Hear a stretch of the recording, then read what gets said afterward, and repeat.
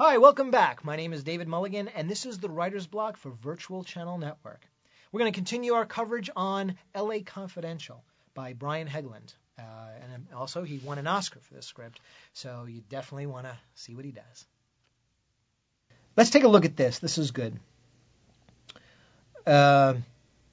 Patchett at the top of the page.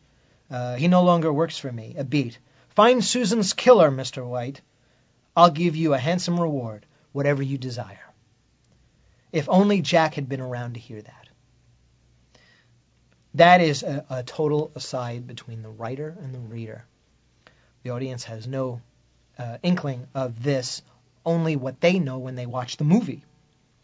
Whatever you desire is a setup for other payoffs. And for Bud White, he doesn't know what that means. But the audience knows what that means. Jack knows what that means. And the reader at this point would know that. And so I really like that. So take a look at that and see how he does that. And think about it. Perhaps in one of your scripts there's a way to do that too. Okay, moving on. Let's look at the top of the page here. You'll see Interior Observation Room Day. Dudley watches intensely as Ed Exley skims a report, memorizing names and dates. Jack and other brass are also here along with the stenographer. Sorry. So's Bud. One of these guys killed Stensland. Through tinted glass, the three suspects in 3 different rooms. It says a lot. It's very concise, but the 2 things that I really liked about it is so's Bud. It's not Bud is in the room, it's so's Bud. That's the way you talk with people, you know. Yeah, so we're in the room, and Steve was there, and the captain, so's Bud, Jimmy. I like that. And he does that here, and it's kind of nice.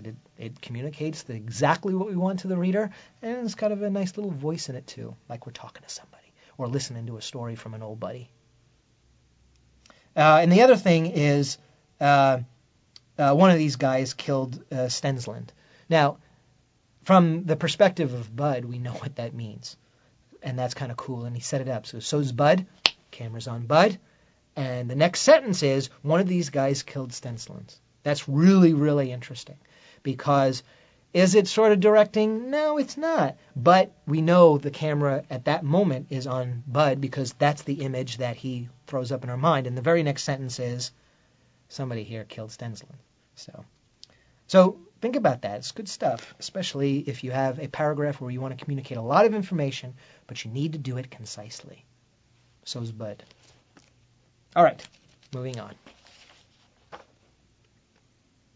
I like this. Take a look at this page. What you're going to see down here is you're going to see a series of no answers. Exley is talking, and he says, Larry, Ray Coates rattled you off. He said the night owl was your idea. You want to tell me about it? No answer. I think it was Ray's idea. Talk, and I think I can save your life. No answer. Larry, this is a gas chamber job. If you don't talk, you'll be dead in 6 months. No answer. Son, 6 people are dead and somebody has to pay. It can be you or it can be Ray. No answer. And then after that, he blows up and says, I didn't kill nobody. So it's kind of cool. But do you see how it looks on the page with no answer, no answer, no, the sort of repetitive sort of thing? And each line of dialogue Exley spits out gets worse and worse and worse until it's so much that he says, I didn't kill nobody. Good stuff. Good stuff. And it looks nice on the page. Look at the page. Look at how it looks. Doesn't that look easy to read? And yet, it does not take away from what the writer wanted to communicate to the reader on the page. Good stuff. And of course, the scene, if you remember, if you watch the scene in the movie, was the scene good? Yeah. The scene was great. It was a really good scene. Let's move on. Let's look almost to the middle of the page. This is the 1736 Nottingham Lynn Brackett's place, I should imagine. The last paragraph in that. This is no stakeout. Bud watches after her with yearning. You know what? Sometimes it's okay to just come out and say what the what the character is feeling, because the reader may become confused because that activity is associated with that character in other ways more often. Well, he does a lot of stakeouts. Isn't he staking her out? Obviously, she has something to do with what's going on, that kind of thing.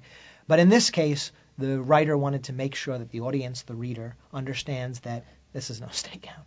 He's watching her. He wants her, and I like the way that he does it. And that's something that you really need to take into account when you have a character of a certain occupation.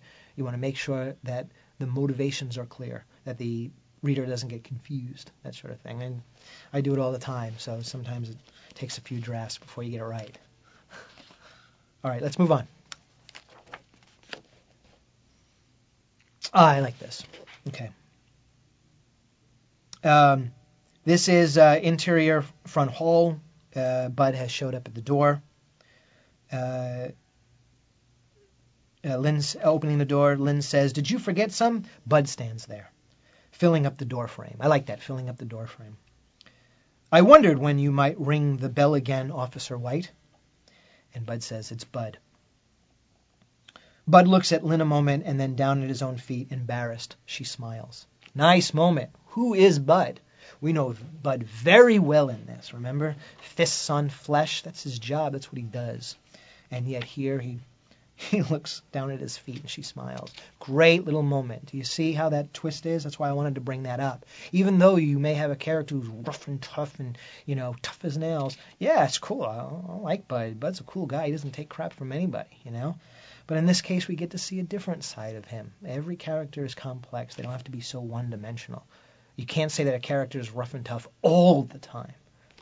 It's not realistic. We don't want that. We like to see little glimpses of a character who is one way most of the time, but we get to see him in another way in a special circumstance, especially when they're in love. Come on, would tame the wild beast, so to speak, Beauty and the Beast kind of thing, right? Maybe.